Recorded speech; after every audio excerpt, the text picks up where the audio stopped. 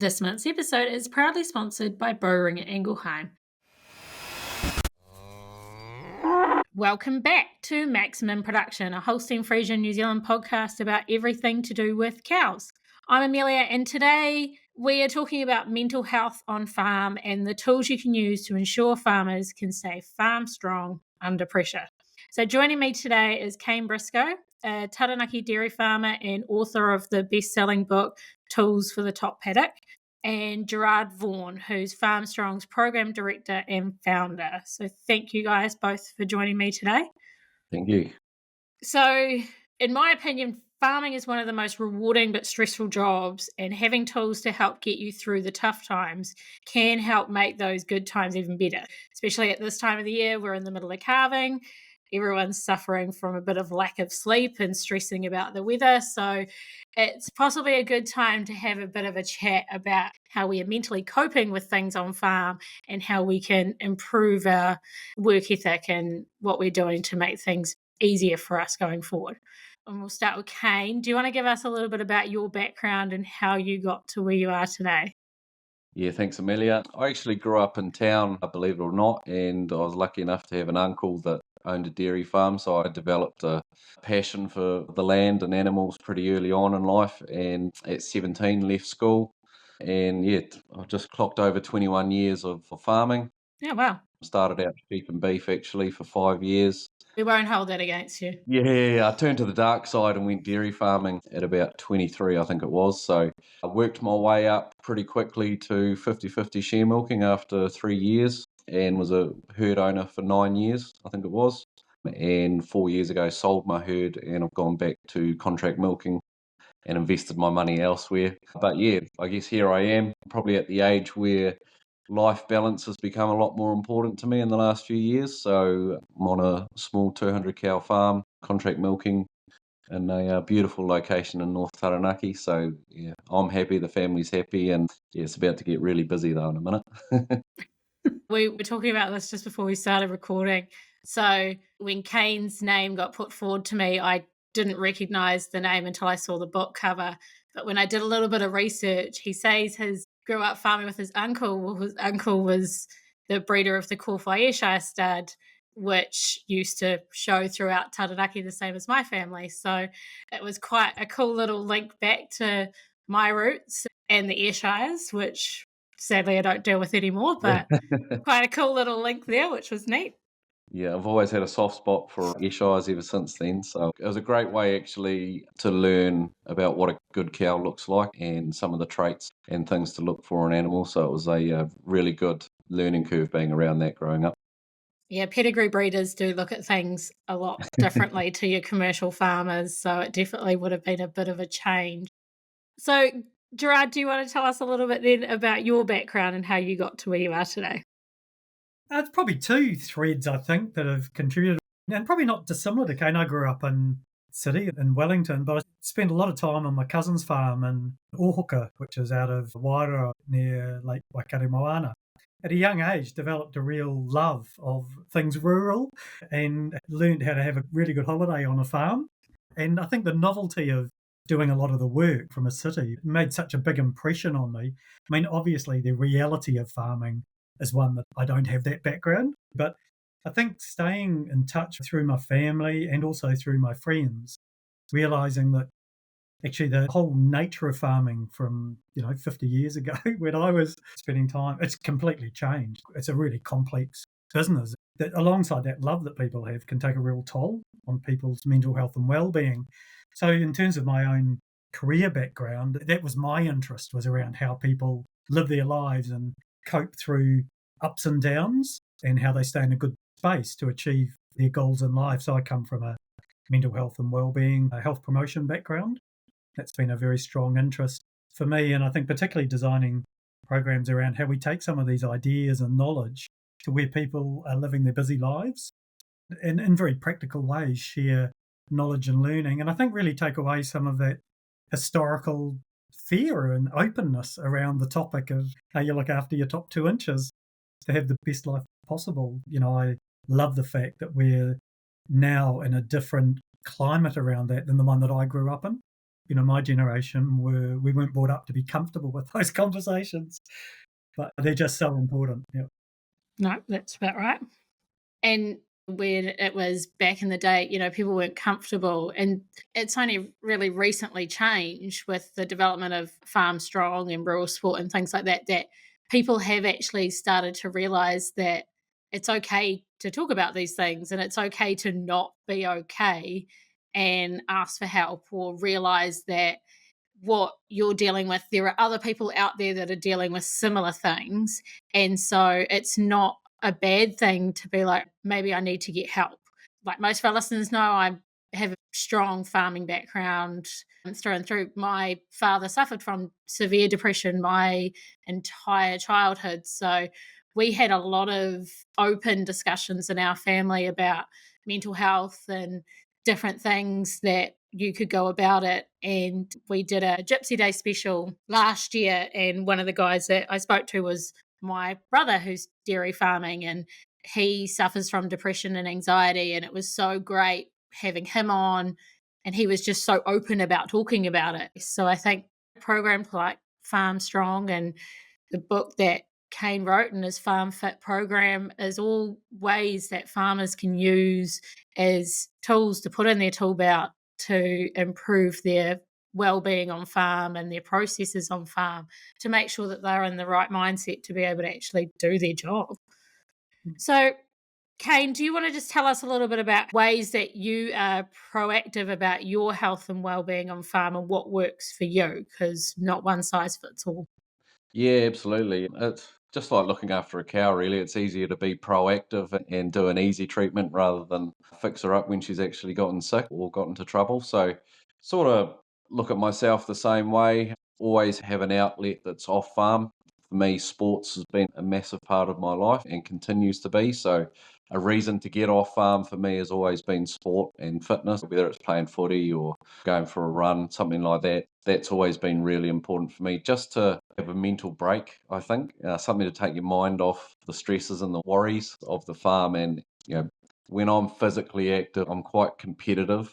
So I tend to focus on that task at hand and give it a hundy. So I don't really have room for too much of that stress. That's a big one for me. I think having the right attitude when you go into challenges is really important. So I always try and get some, I guess, mental growth or refresh some of those ideas. A lot of it's through reading books, podcasts, talking to like-minded people. It often gets your mindset in the right space. Big ones for me are on the daily basis is making sure I get as much sleep as I can, and it's good quality sleep. So not drinking alcohol has been a big one for me.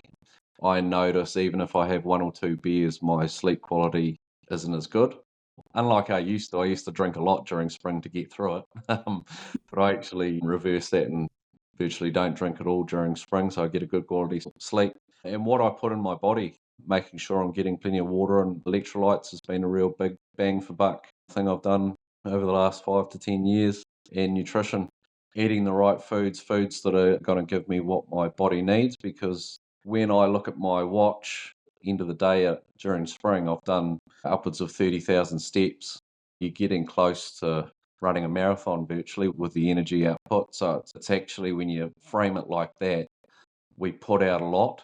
And just like a cow, what you put in, you get out. So you can't starve it. So you've got to make sure you're fueling your body, and what you eat becomes what you are. So that sort of plays into the mindset as well. If you eat well, you're physically capable, but your mental clarity is much improved. So that'd be probably my big ones, I think.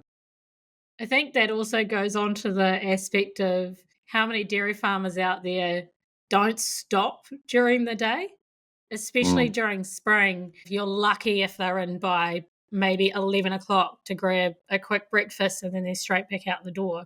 So I think that kind of comes into play with it as well, is just prioritizing, you're ensuring that your workers are taking breaks, that it's actually important for you to take a break, even if it's just half an hour where you come in and you sit down, fuel your body, have something to eat. Don't try and eat on the run. Because I'd say there's so many farmers out there that have one meal a day and it's dinner, especially during spring. You can't really function on that. Yeah, 100%. A big thing for me was that mindset where when I started farming, the farm and the animals were the most important thing, and I sacrificed myself to make sure that everything was 100% on farm. And that's great. We want that attitude because we're caregivers, right? But when you reframe it and think, if I'm not here, or if I'm sick in bed, or if I've hurt myself, or I'm depressed and I can't get out of bed, who's going to look after the animals then? So the realization that without you, everything else out there on the farm sort of falls apart. Even if you've got staff, they need someone to guide them and direct them. So reframing it that you are the most important cog in the wheel.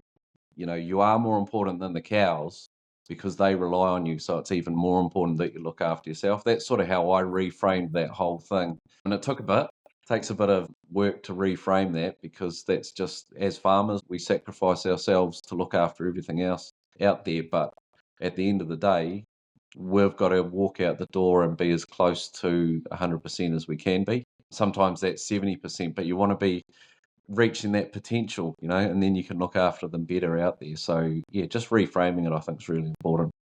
100%. What Kane's just articulated is at the heart of Farmstrong is our key message. You know, the most important asset in any farming business is the people who work in it.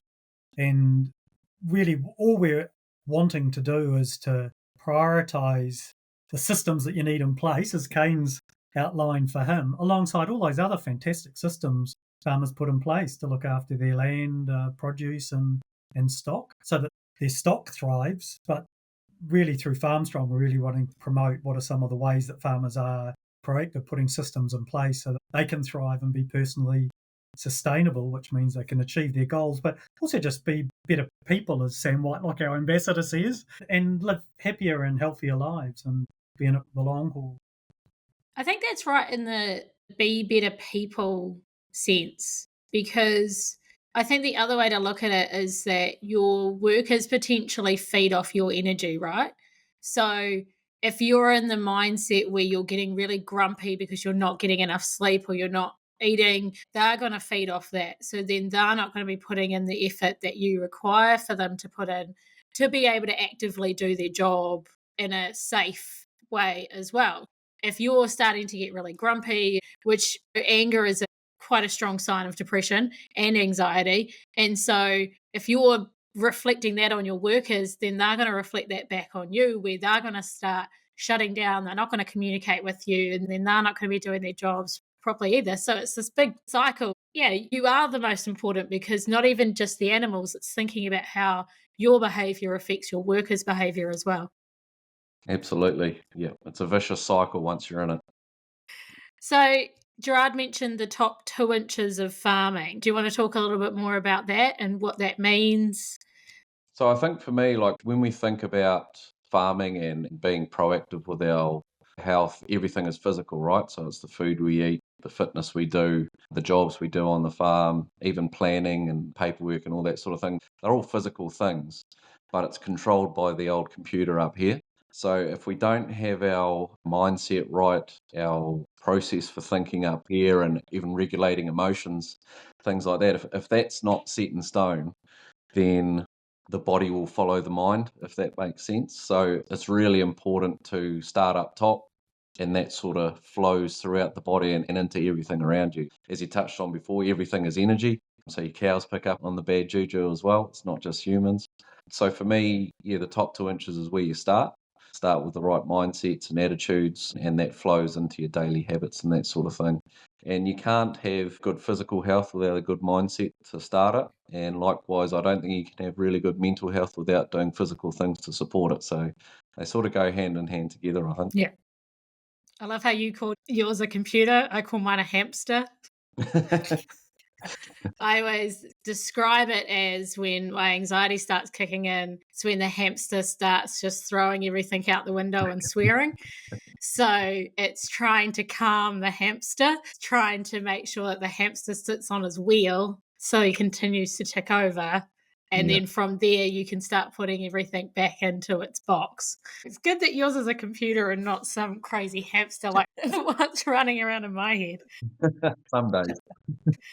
So you're a contract milker, Kane, crazy busy. How do you find is a good way to manage the workload on farm for people that are like yourself, potentially a one-man band, versus people that might have extra staff to help them out? Preparation is key, I think.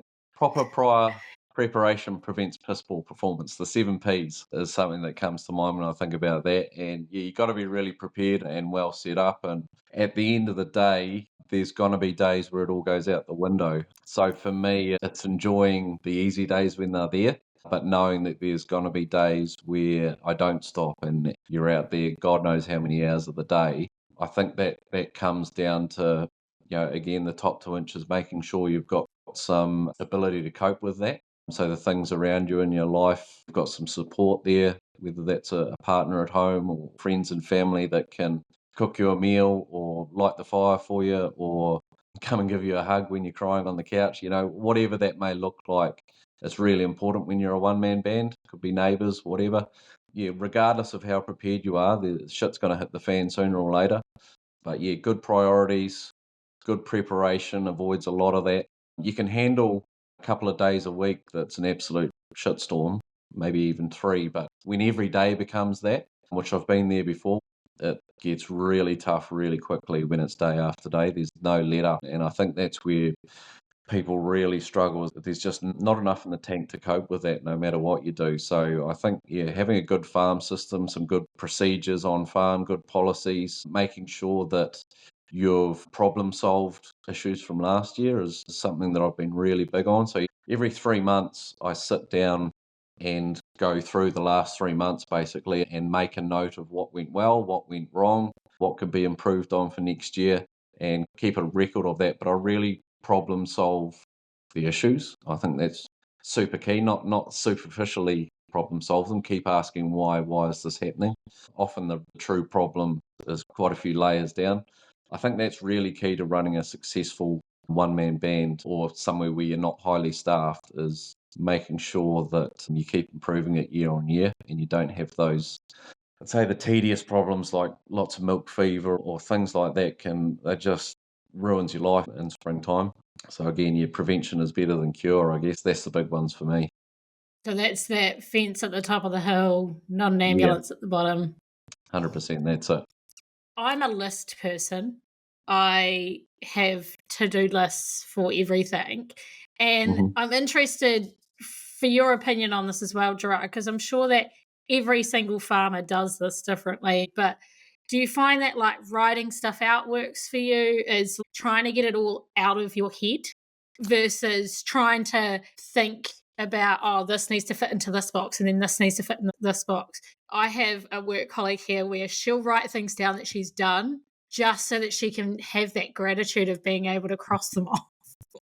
Yeah, I think that's basically a chapter in my book, just about. So when I'm really stressed and anxious, 100% write out things. When we write things out, we tend to write things out as facts.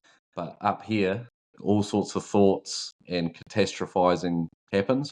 Goes into overdrive. Yeah, 100%. So when I write things out, it tends to be just dealing in facts and truths rather than, if you wrote out some of the stuff that goes on up here, you sort of just laugh or cry at yourself, It's terrible. But yeah, so it tends to deal with reality a bit more when you write things out. But I'm massive on lists. So setting a purpose for the day, and it's a great feeling to tick them off. I came across, when I was first started farming, actually, Dairy NZ put out a way to prioritize your tasks, and it was a table with 4 boxes, Oh, yeah. and I got into the habit of doing that, and it's just become automatic to prioritize them. And I think it was urgent and important, important but not urgent, urgent but not important, and then not important and not urgent, and categorizing all your jobs that you've got ahead of you. And that changes day to day depending on what goes on. But I found that really, really helpful, because sometimes we want to do the jobs like painting the fence or fencing or something you enjoy, you put that over things that are more important sometimes. So that was a really good one for me, and that sort of just happens automatically in my head now. Everything gets prioritized well. I'm a massive fan of that. Yeah, and it's great for teamwork as well. Everyone can see what needs to be done, so there's less excuses at the end of the day when they're not done. Yeah, the science is really strong on that, and then taking that next step to prioritize and being realistic around also what you can achieve. Mm. on any given day as well, and particularly when you are under the pump.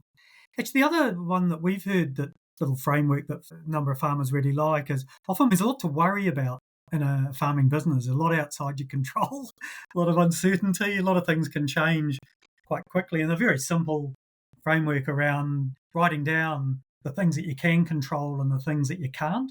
Because often we worry about things that we actually can't control, and it's sort of wasted mental effort, really, or we focus on things that we can't control, trying to change them, and it's not the best use of our time or energy. And then often when you do those two lists, there's some that might sit in the middle. You can influence them. You can't totally change them, but you could maybe feel that you could do some things to influence the outcome of it. So that's another way that people have used lists. But I think on a day-to-day basis, with what Kane's outlined, is a really good one, actually. It's a very solid human science. That's a good thing to do. Yeah. And it's getting everything out of the chaos into the facts. Mm. That's right. And actually, that for people who have real challenges with sleep, actually, that's one thing that has helped a lot of people. They're lying in bed sort of worrying about everything they need to do the next day, to actually just write down, what the list of those things is. And then, okay, you park that. It's in your notepad. You don't have to think about it anymore. Absolutely. So you talked about sometimes things get a little bit overwhelming. What do you do on farm or in your environment to help you reframe when you are having a bad day? Yeah, it's bloody tough. It takes a lot of practice, I think, to get there. It's not something that happens overnight. And so I'm thinking back to sort of my earlier days of figuring farming out. A big one for me was breath work, which is something I actually discovered in sports but found worked really well on the farm. There's a couple of ones I've used. Often, actually, funnily enough, lying down on the ground helps as well because you feel supported. But yeah, something simple like box breathing works really well. And again, don't expect to pull it out on your worst day and for it to make much of a difference. It's something that you do actually need to practice in preferably controlled small doses of stress environments. For me, sports was great because it's something that's not life or death on a sports field, but still gives you a sense of pressure and stress sometimes. And using breath work and things like that and getting back into your logical thinking brain, the right side of the brain, that's what we want to get to. We want to get out of that fight or flight or freeze mode. I mean, all the stress and anxiety and the chaos. We want to get back to logical thinking, and breath work was massive for me. So there's multiple different ways you can do that, but it's all about practice, I guess, and doing the reps so that when you really need it, you understand how it works, what method works for you. It's really important, and you can use that. And it only takes less than 3 minutes, can really bring you out of that chaos and back to reality. And often just taking a break, just that 2 minute stop to, refresh yourself a little bit. One of the other things I did was, even in the worst of it, stop to smell the roses. Taking a minute to pet a cow, it's amazing what that 1 minute will do. It's my favorite part of my job. Exactly. And I think when we're just going at it on the farm, you forget about why you started farming and those little things like stopping to pet the cow or watch the birds in the tree or whatever it may be. We're surrounded by so much natural beauty and animals doing their thing. We don't often stop to actually appreciate it. So I'd say, yeah, finding a little bit of gratitude in amongst that chaos can help reframe things as well. Because, yeah, it gets busy, you're just task focused and job focused and problem solving all the time. Taking a couple of minutes to refreshen yourself, a minute for gratitude, animals, whatever it may be that tickles your fancy, that's all going to help reframe that mindset up top. And then it's just doing reps. You can't beat reps no matter what, whether you're growing a muscle or growing your mind, they all take reps. You call it gratitude, but I guess it's grounding yourself as well. Mm. Yeah, that's good. Yeah. Yeah, it's bringing yourself back down to earth, Yeah. because when all those things kind of hit, you kind of feel like you start floating away because Mm. everything's getting pulled in different directions. So that's your grounding purpose. That's what brings you back into yourself. So, Gerard, have you got other people that have used different tactics to kind of ground themselves? I love Sam White, like our ambassadors. When he was under stress and pressure in the heat of a rugby game, he would wriggle his toes in his boots. And it was because it would distract him. He'd physically feel the ground beneath them. And actually, sometimes things that you put a bit of effort in to practice and learn and to get good at, you won't always get the immediate result. Mm. Sometimes we're often looking for quick fixes, but actually the investment over time is really worth it. And it's probably a little bit counterintuitive for people who are really busy and under stress and pressure during their day to think that actually by slowing down will help you speed up and be more focused and more productive. That is a little bit counterintuitive, Mm. but it's true. The Yeah. science is really solid on that. And it's like, learning how to train a dog or to shear a sheep. Your first sheep, you're not going to shear 200-300 in a day, are you? You're going to build up to that. And your dog's not going to get it right, or between you as a team, you're not going to get it right first up. But you keep plugging away at that, and then you get the benefit of actually developing that skill. And the thing is that the mental skills are things that we can learn Mm. if we first find out about them and then find ways to apply it. And I think starting small, is good. So I love a couple of analogies that a farmer gave me there. We got this negativity bias where we have it's a survival thing, Yeah. as humans, there are genes that didn't take notice of the things that could kill them, didn't last around very long. They didn't live long enough to reproduce that don't take notice of the stuff that can can kill you gene. So we've got this inbuilt negativity bias, and we often take that and the threats into the social space. So, there's one farmer who shared with me, he learnt through Farmstrong about this negativity bias, his brain just doing what the brain does. And what he found that he would drive down his driveway and look at all the fence posts he hadn't fixed. And it would put him into a really low mood, and he'd beat himself up. He can't even get round to fixing these posts. Now when he drives down it, he looks at the one fence post he has fixed and says, good on you, mate, that you've had a busy day, but you got round and you've fixed that one. It's a very deep, mental skill that can shift our emotion, how our emotions play out on a daily basis, just that awareness, and then just learning that and start practicing it. Mm. That's really good. If you tried to explain that to someone that's in that negative mindset of, why don't you look at it from this point of view, trying to get that through to people that are in that mindset is almost impossible. So are there ways that people can kind of communicate that better to someone that's in that? I think when people are in the moment where their emotions are elevated, it's not when you're going to learn these type of skills. The best time to learn is when you're not under stress and pressure. And that's why, through Farmstrong, we developed the program to be all on 24/7. Yeah. And actually not waiting for people to be in a crisis or under threat. And it could be that, when people are in that situation, all they need to do is listen to. Yeah. Just listen to someone and empathise, and don't try to solve the problem. Often people just need to offload.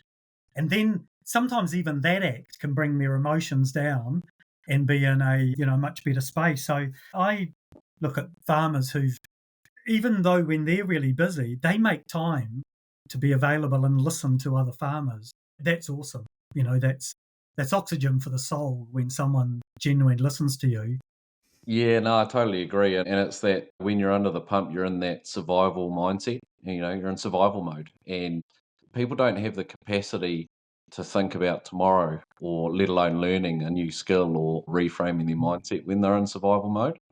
So for me, I think as survival mode like its own little planet, and it's got its gravity pull, right? And they're just circling around it. It's about trying to nudge the orbit a bit wider, planting a seed and just trying to nudge it wider so that it can get to the other planet that's thriving, and the gravitational pull. It's not something that just happens with one moment. It's a series of small things that nudge them away from survival, where they've got the mental capability to breathe and think about tomorrow, and think about positivity. Because when you're surviving, there's not a lot of hope. It's not a place where a lot of hope lives. It's tough. It's just getting through each moment every day. And you might only be able to think about the next 5 minutes in front of you or an hour. There's just no space for that. So I think what Gerard said is right, is if you can get around that person and help them out with that next hour or the rest of today. One of the things I try and do more of is help out around the house so that my wife has the mental capacity to think about me. It's a two-way street there. So if she's not thinking about cooking dinner and doing the washing and cleaning up, If I can take that off her, she then has the availability to think about me and maybe a little romance later or something, but it doesn't happen. If she's cleaning and cooking all night, it doesn't happen. So it's very similar to that. If you can help people out, and it might be just a mental offload, or it might be giving them, a hand with their stock work or something, or a milking, just to relieve that pressure so that they're not just focused on the next hour, getting through it, and then worrying about the next hour after that. That's all you can do really, is to help take some of that load, and that can be through communications or physical work or getting other people around them that can give them a hand. I like what Jared said in the aspect of sometimes people just want to get it out and they want to vent. I have a friend that sometimes when I'm in that space where it's just everything's overwhelming, she'll go, "Do you want advice or do you just want me to listen to you?" And it's like, "No, I Mm, just want you to listen to me. Like, I don't need you to fix it. I just need to get it out." mm, Because then you feel like sometimes you can breathe and move to that next space. As you said, it's trying to create space in that mm. world so that you can link back. And sometimes that's all it takes. So you're not focusing on that such negative thing the entire time. Yeah, absolutely. Bowring Ingelheim are proudly partnering with Farmstrong to share Farmstrong's 5 ways of well-being. Simple daily habits to help you stay well on farm. This month, they're talking about the little things that bring us happiness, like a warm jersey on a chilly day, or the simple pleasures of a coffee break to connect with others. To find out what works for you, visit farmstrong.co.nz. Plus, this month, you can receive a free NZ wool jersey with qualifying purchases of Eclipse products. Available from your local participating vet clinic while stocks last. We're coming into the busiest time of the year for farmers, and you talked about sleep. Is there any other ways that you try to prevent fatigue or burnout, especially during the busy seasons? Yeah, being fit before you start helps. That was a massive one for me. Fit and strong goes a long way to helping fatigue and burnout. It makes a really hard job a lot easier. Apart from that, nutrition, I take a couple of supplements, a good greens supplement with my morning shake. That really helps. I've noticed a massive difference actually with sickness, especially when you do get a bit tired and stressed. I don't tend to get sick at all now, really, whereas I used to very easily. So that's one thing I've done. And I guess probably just, yeah, making sure you've got a really good snack box at the cow shed is one of the keys. So I load that up with a lot of good quality food. I learnt a lot about nutrition from sport and particularly endurance running. All the stuff I use for endurance running, I take into the cow shed basically, and it's really good, high quality, nutrient dense food that's easy to eat on the go. It's small, but it's packed full of good stuff. So you don't need to eat, you're not chasing sugar all the time. It'll actually fill you up. It's got good carbs, good protein, some healthy fats in there. It's the difference between putting 91 in your car and avgas. If you got a Ferrari, you build the Ferrari with the fitness before spring, and then you put the avgas in it every day, and you're miles ahead of the Ford Laser and running 91. So that's sort of how I approach it. Obviously, with a Ferrari, you got to look after it, check the maintenance, a good understanding. Managing stress is huge. We've already talked a little bit about writing things out and breath work, massive for sleep. Also, your food plays into a lot of that, but I can't stress enough the physical fitness not only helps the physical part of the job and fatigue, but you learn so much about yourself up here. You can't be really fit or really strong with a bad mindset because you just don't have the discipline and the motivation and the commitment and the resilience to do it. So if you can actually do that, you develop so many tools up here for dealing with your job and even life. Yeah.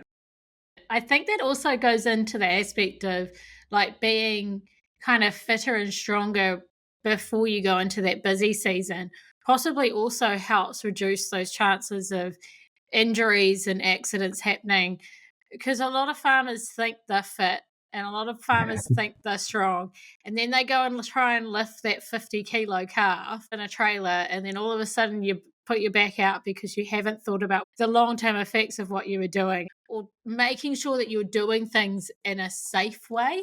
It's trying to make sure that farmers are thinking about that practical aspect of it as well. Mm. Injuries on farm can knock people out for almost an entire season, depending on, what you've done or how you've done it. Yeah. So I think that plays along that fatigue thing as well. As the season goes on, it's really important to make sure that you are healthy and that you're fit and that you're capable to be able to do the job. Yeah, 100%. The All Blacks don't go and play the Four Nations without a pre-season, right? They train before they go and play the South Africans for a reason, and we've got to start probably treating ourselves like professionals a little bit more because, we get paid to do a job, and to be honest, a lot of us don't turn up ready to do that job, and we expect to get paid good money, so we should do some prep to be able to do it. My brother said the same thing. He was like, I started going to the gym. It's like, it's not just to get rid of that beer belly that started to form or his dad bod. But he said it is helping strengthen his shoulders and strengthen his back and his knees just to actually think about when he's doing stuff on farm. You've done it yourself, Kane, with your Farm Fit NZ and your boot camp program that you started, which Mhm. is using things on farm. So you're not telling people that they have to go out and get an expensive gym membership here. It is something that they can just do in their own backyard. Oh, 100%. It takes the right mindset to do it because sometimes for some people it is better to go to a gym because they have to make that habit of getting in the car, and sometimes that's better. There's actually no physical barriers to doing it. It's only mental barriers, if that makes sense. So if you want to do it, you'll find a way to do it. It's just having the commitment and the motivation to do it. And with all the people that have gone through the boot camp and that sort of thing, you don't know what you don't know. And I equate that to if you've only ever driven a Ford Laser or a Toyota Corolla, you think that's a perfectly fine car, does the job. But as soon as you hop into a Ferrari or a sports car or something and you feel how good that feels, you realize the difference between the Corolla of what you normally drive around. So that actually gives you more motivation to get that fit, strong body because that's like driving that Ferrari, and you realize you're capable of so much more and things are so much easier and better with that little bit of work to upgrade your car, so to speak. So if anyone sees a Ferrari driving around Taranaki, it's you then, is it, Kane? I wish. Kane, you mentioned a little bit before about helping your wife out around the house to try and make things easier. Are there tips that you've got to avoid bringing that stress home with you?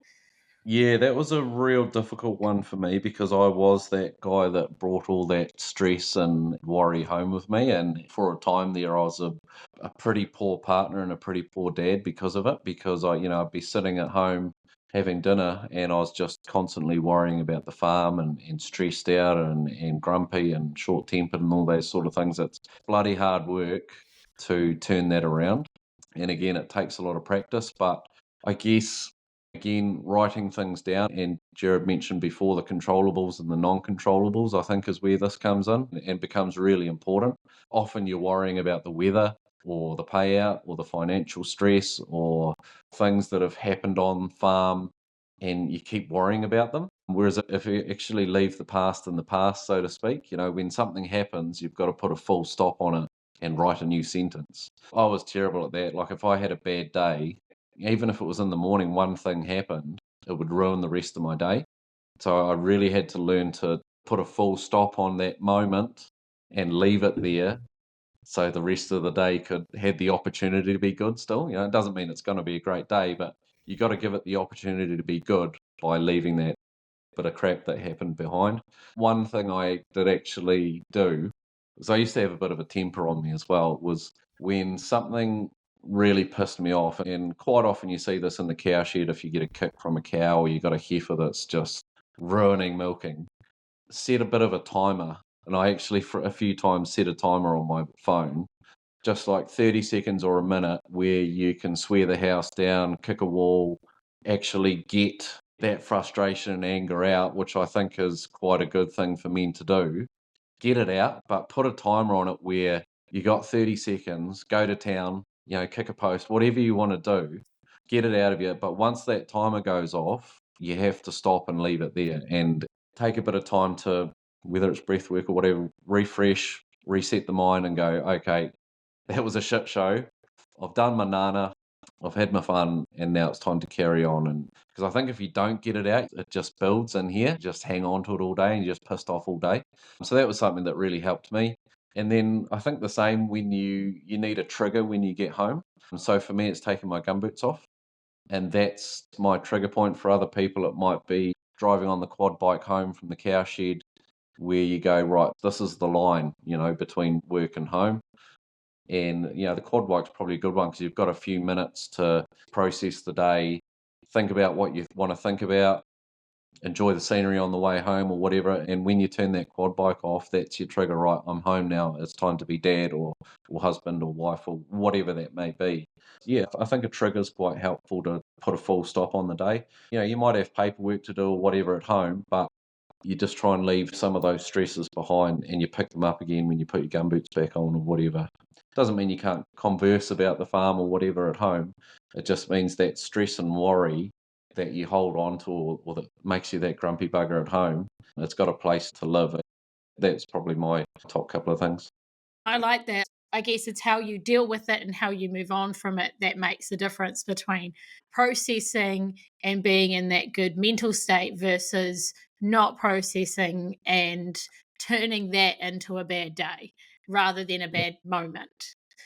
But I also like the fact that you said it's the opportunity if you help your wife out around the house, it means that she's got that capacity to cope with you, and Mm. you've potentially also got the capacity to cope with her as well. Because whether you both work on farm or whether you work in different aspects, sometimes farmers forget that their partner might have a stressful job too. Yeah, 100%. And that sometimes they need to converse back with you on things that they're dealing with. Yeah. The way that you put it was really well.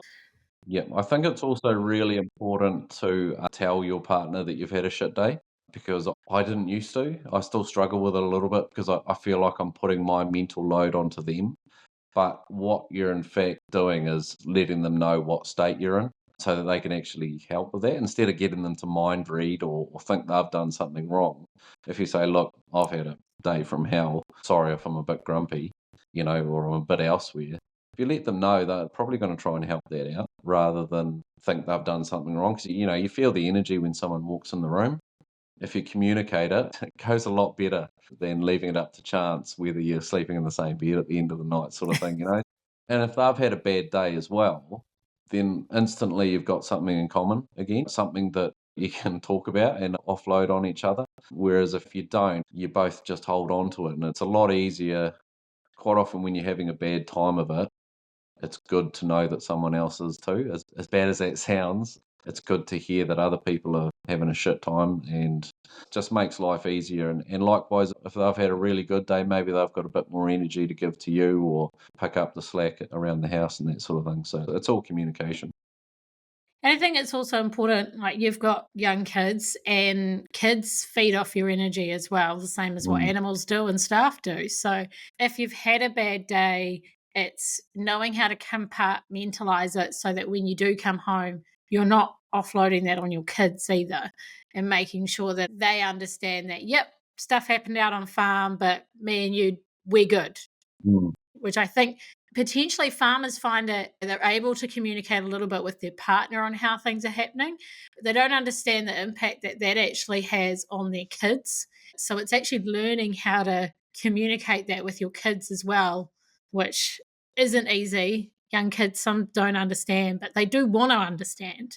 Yeah, it does. It's a tough thing to do, but again, better to communicate than let them guess what the problem is because kids point the finger at themselves and you don't want them to think that it's their fault. So 100%. Do you try and prioritize when you've got some downtime to get off farm that you are doing something with the family, prioritizing that time as well? Yeah, absolutely. It's a tricky balance too because you want to do things for yourself, but at the end of the day, you're here for your family first. So it could be half an hour playing with them outside. Kids don't need as much as they want the big gestures and that. They're happy to do anything really, as long as it's with you. They're pretty bloody happy. So Yeah, it is important to give them some quality time and attention because they don't get a lot in the spring. So it is super important to take those moments. Yeah. It's really important for farmers to try and prioritize themselves as well, get off farm to do something for themselves. If you are still taking that time to do stuff with your kids as well, that is really important for their long term relationship with their parents. Yeah, kids actually like doing what you like doing too, most of the time. Especially when they're young, they are curious as to what your hobbies and passions are. So I think involving them in whether it's fishing or working out or hunting or whatever can be hard work, but getting them involved in that to some capacity is awesome for them and you. I think you're killing two birds with one stone, really. So why not? So we've talked a lot about Farmstrong. What is their main goal and how is it actually working directly with the farmers? Basically, that's what we're on about, a farmer to farmer, sharing the practical things that work for them to manage the stress and pressure and the ups and downs of life and how they do that and sharing it with another farmer. We do lots of different multimedia platforms.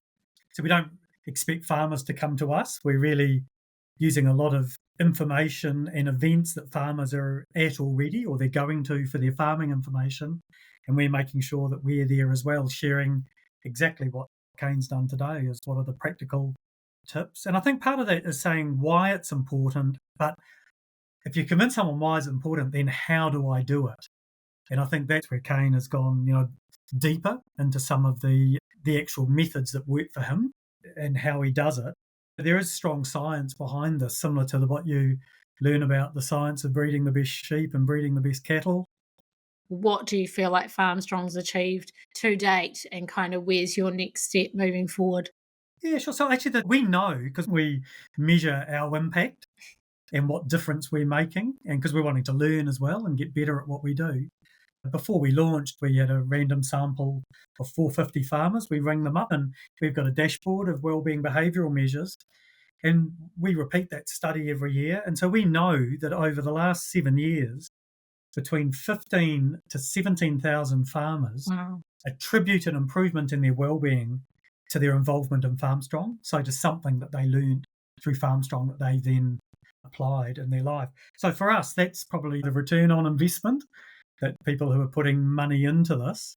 And we also know from ACC that we've contributed, for every dollar they put in, they get a $8.72 return of reduction in accident and injury. So they've had a similar study that they've done independently of us. Because as you've touched on, if we're not in a good headspace and you're around unpredictable stock, big machinery, and you're not in a good headspace, you're elevating your risk of maybe making a poor decision or doing something you wouldn't normally do. So again, I think, in terms of the differences that we're making, we've been going for 10 years and we're just landing our strategy and our financial pathway for the next 5 years, which is all looking good. And I think a key of that is we've built a really strong, credible brand that's trusted, by the sector, and that people are knowing we're not just waiting for people to get into difficulties and saying what you need to do is then get help. We're actually saying there's a whole lot of things that you can practice and learn and to put in a system for yourself to keep yourself in a good headspace. And so really what we're wanting to do is go deeper into even some of the details, the mental skills, that Kane's shared and how we can actually communicate those best to people so that people can hear about them, practice them, learn them, get some reinforcement, have other people around them where they're also trying to practice the same things. And so you got sort of a team of people or, some people who might want to coach other people around because, I went to school, I learned how to read and write. They tried to teach me how to count. I wasn't very good at maths, actually. But they never taught, that's probably, I think, is the most important skill, is around how you manage your thoughts and emotions when you're under the pump. There was never courses, at school on how to do that. So that's part of it. And also, we're really wanting to extend our reach and engagement into some audiences that haven't engaged or benefited as much yet. And that is with younger farm workers. We're really keen to sort of reach them. And they're not maybe as engaged as much in the traditional farming channels that we've been using. And the other sector group is horticulture sector that we're really sort of keen to try and engage more with that. But very much continuing. The job's not done yet. We're just continuing to truck on. And we've got an amazing growing network of farmer champions like Kane, who are great communicators, on this Yeah. topic. We really want to sort of clone Kane and grow that network and attract more people like him. But as well as being busy being a farmer there, with the generosity they have, making time to realise that they can actually really help other farmers, not just by sharing their farming practices, but actually by talking about what Kane's talked about today. And you've got an international reach as well. There's a Farmstrong Scotland now. Yeah, Farmstrong Scotland in its third year. They loved what we were doing here in New Zealand, and they're pretty much replicating the program. We checked them out because we were cautious about anyone using the brand. We've developed quite a clear model of what the mission is and what our science is we're drawing on, and that it's really a farmer to farmer sharing. It's not sort of outside experts telling farmers what to do. And they're replicating that program, and they're in their third year, and they're getting good momentum as well. I think that's the most important thing, is that, as you said, it's farmer to farmer. If you're an outside person trying to tell a farmer how they should do it, I don't know about you, Kane, but I can't tell you a farmer out there that's going to listen.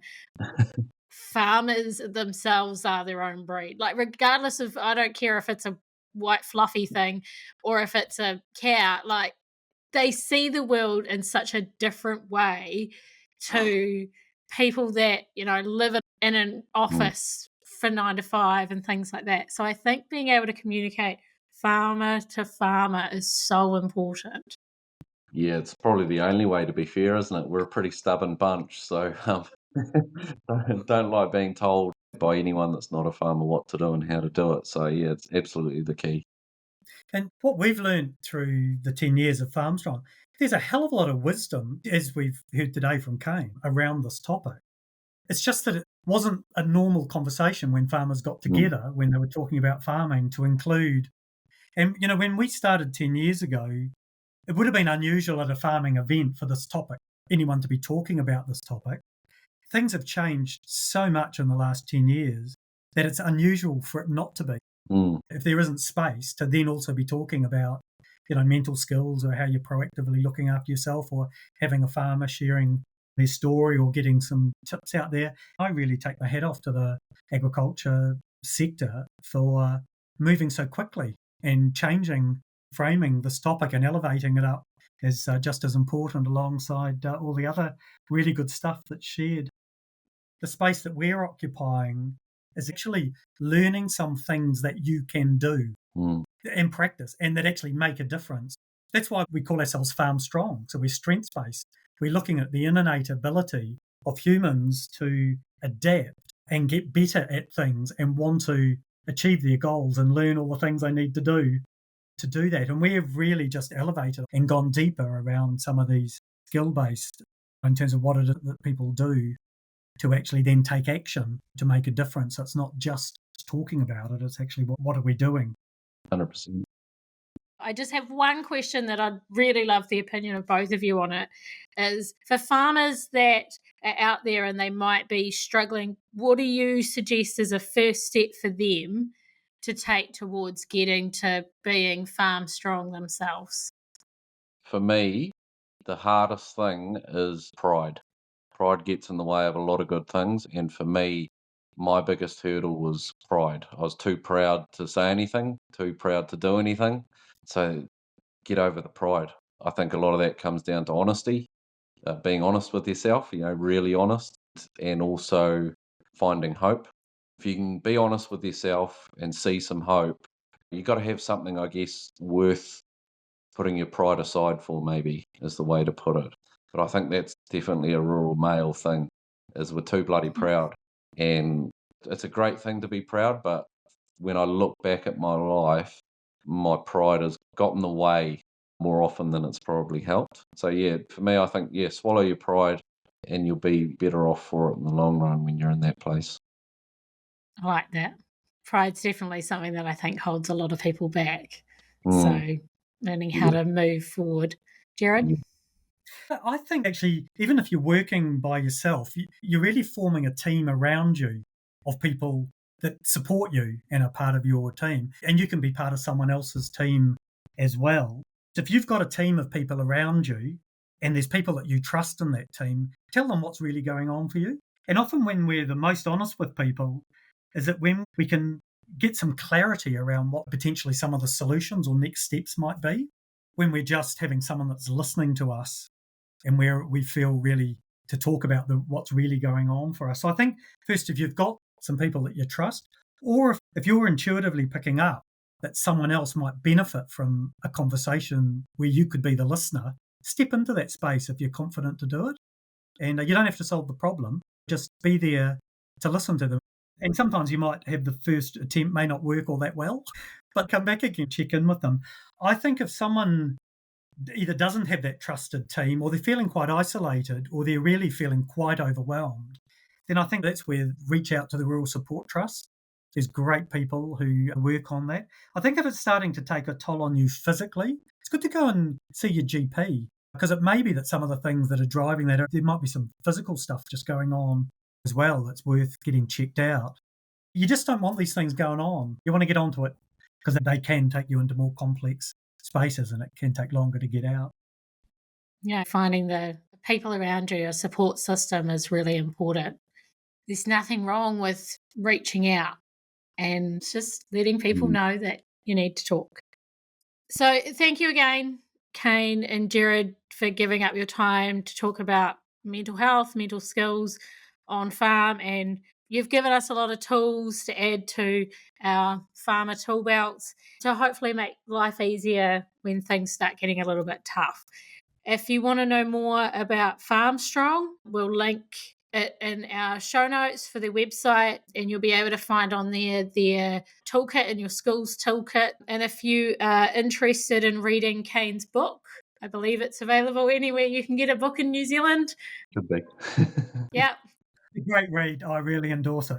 And that's just Kane's story, telling people his story and how he's learned how to cope with things, which I think is a really great thing for farmers to learn what's worked for others, and they can take those aspects to try and see what will then work for them. So if you have any questions about today's topic or any other topics you would like us to cover, you can get in contact with me through our website, Facebook or Instagram, which are linked in our show notes. Thank you for listening. I will be back next month with a new guest and a new topic. Until then, happy farming. Bye.